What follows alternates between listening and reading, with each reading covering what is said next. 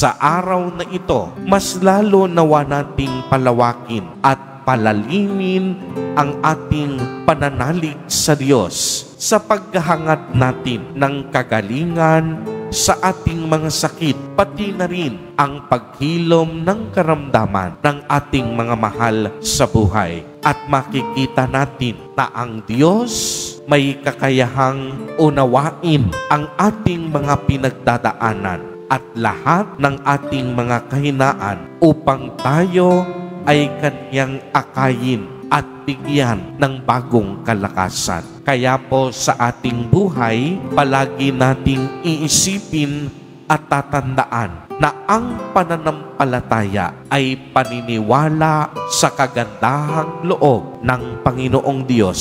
Kung ang tao sa maraming pagkakataon ay walang magagawa, ang Diyos parating may magagawa sa buhay ng bawat tao. Amen. Purihin at dakilain natin ang ating Panginoon, ang mahal na poong Jesus Nazareno.